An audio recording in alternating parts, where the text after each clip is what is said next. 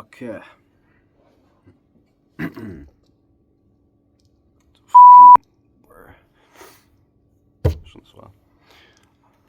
Week 1 of the FMP. This is the first video vlog thingy. So essentially, from a plan of action for week 1, I have to create a survey and get people's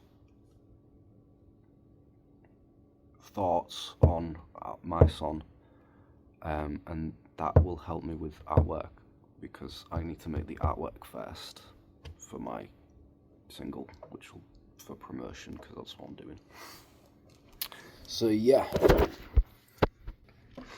if you see here, I got a whole Word document like planning stuff, but you can see I made a Microsoft Forms. I went on Forms. I made a survey. I inserted my well, it's just an audio file. It's like literally an image. Well, it's a screen recording of my audio file playing, because we found out, if I go down here actually, you can see. So tutor said Microsoft Forms would be a good tool to create a survey, so that's why I used it. But then I found out, I can't put audio files into it. And then I realised I had to create a video file and then put them in Stream or YouTube. So basically what I did is I just did exactly that, and I just screen recorded the audio file, plopped it onto YouTube, made it unlisted so no randomers can see it. And then sent that off to about 25 people. Well, that's how many responses I got back anyways. So this was meant to obviously influence my decision and approach to how to create the artwork, and give me some pointers. So I asked people what words come to mind when you hear this song. You can see the majority describes it as sad. That's the word that comes to mind. It's very sad. You can see some of us a little emotional, romantic, slow, chill, calm, longing. So we've got a pretty sad, romantic vibe going on, which was kind of what I was going for, because it's like, well, you know, it's like a heartbreak shit song. And then this one really helped. I asked what colours came to mind, which was basically going to probably decide the colour scheme for the artwork. So the majority of people said blue, but you get some others which kind of go along with that. Well, dark blue, baby blue, monochrome.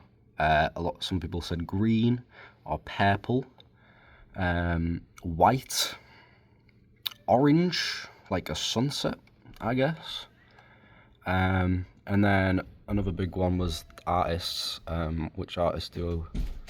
And then artists, what it reminds me of, which helped a lot, because then that influenced like my inspirations for whose artwork I should be looking at. So you can see most people put Rex Orange County, but this was like the most varied one. You can see only 16% of people answered Rex, and then you get others like that are completely different. Fucking Ed Sheeran but sad, Billie Eilish spelt Ron, Alex G, Radiohead, Steve Lacy, Wilbur Sutt. I don't like whoever put that, but you know, feedback is feedback. And whether they like the song or not, they like it, yippee, except for one. Someone put it's not their thing. You can see there. Whoever you are, I'm going to find you, and I'm going to do nothing, because you're entitled to your own opinion. So that was the research I used basically just to create the survey. And then from that survey, that led to me delving into certain types of research and some inspirations for the cover. So because a lot of people said it had a blue monochrome type thing, I chose to look at this album cover, which is also what I actually originally was like the song that I made was inspired by a song from this album, so it kind of makes sense there. So as you can see, I just put some bullet points. Blue dark colour scheme as a focus of a man running. The white shirt pops outside the dark background. An outside setting, possibly nighttime. That's what it looks like. And we get onto this one. Because the majority of people put that it sounded like Rex Orange County, I figured why not look at one of his. So I chose the one which I felt fit the vibe of everything else more that people were saying, which is Because You Will Never Be Free. Oh yeah, this one was never enough, by the way, you can already see that. But yeah, same stuff, just bullet pointed it. Green, palish colour scheme this time. Focus on Rex there, he's holding his cat. I think that's a cat.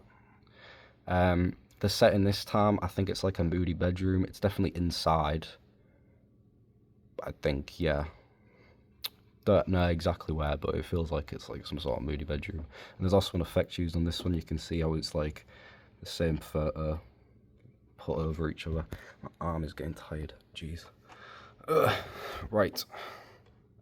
And then final one I looked at was Mazzy Star, because I saw some of us say that it was a purple colour scheme sort of thing, and like this one's slightly different from the others because obviously there's no person there, it's literally just a pattern and the text is the focus. So obviously that could be a possibility where I don't need to like actually do like a photo shoot for it, I just do some text with a cool background.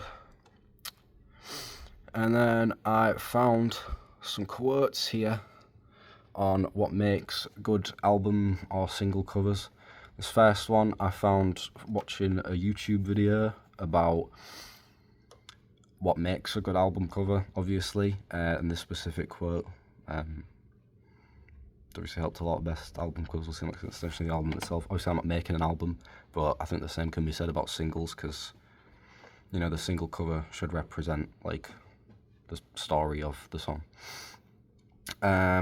Then I found this one website, Yellow Brick, which basically the website was about, I think it was like 10 tips. Let's find it.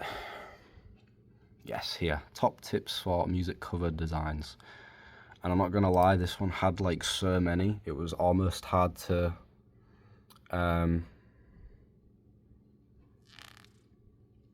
how do I go to it? I don't know how to go to it. And I'm gonna find a way.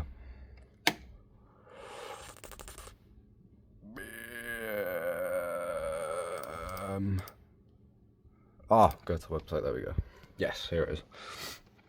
So top 10 tips for music cover design. This one had absolutely tons. I honestly could probably just use this entire website for the whole entire research, but obviously I used others. But it has just crazy tons, like understand the genre. So certain genres will have different types of covers. Consider audience to, you know, choose what do they like, what are their expectations. Choose the right images, convey the mood and tone. Use typography effectively, which is the font essentially that I'd use in it if I use a font. Keep it simple, so don't want it to be too cluttered, unless I suppose that's the genre you're going for. Use colour effectively, obviously I've been looking at colours, be creative, stand out, you get the idea. Hire a professional. Unfortunately I probably can't do that because yeah, this is for college work. I don't think I can exactly get anyone. And then the other one I looked at was more focused, less generalised on what my cover was going to be, like the mood of it, because everyone said that it was sad, so I was like, okay, well, what are some things on a sad covers? Jeez, my arm hurts. So kind of similar things as to what like the survey results showed, with like a muted colour palette like greys, blues and pastels to evoke a melancholic mood.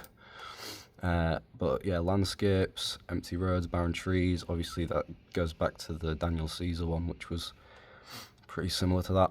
Close-up portraits, I'm not sure if I will do this one, but it is possible. Using shadows to add depth and drama is definitely something to be considered. Imagery of empty rooms, abandoned buildings. This can give me ideas on like where I'm gonna shoot it. There's Lord Line. That's all. Lord Line's near me. That's always an option. Old photographs or Polaroids. I probably won't be doing this. I think I'm gonna make my own like new one. Symbolic objects. You get the idea. Essentially, this one specifically. I think I'm gonna use silhouettes, but obviously I'm making the mood board next week, which will be in the next video. Jeez, there's a lot here, man. I've found some good websites, let's just say that. Okay. What up, I'm back again. So, that was a bit of a long video. But that is essentially how my week 1 is going. I'm not even gonna lie, it's Thursday. I don't know how much more I can do for this research specifically. I've done the survey and that, and I've looked at, I've researched what makes album covers good and what would go into a new one. So next week, what I have to do is just make the mood board for it, come up with a few drafts of the cover. We don't need to get like proper photos yet, but obviously I could kind of just maybe draw in some, or kind of find some on the internet and edit it, which also is something that I need to research into next week, the editing, because I'm not exactly fully sure how to edit photos well. So yeah, anyway, that has been week 1, even though there's still another day left, so maybe more gets added to this depending on what happens tomorrow. But that is week 1 of the FMP project, and I will see you next week. Goodbye, everyone.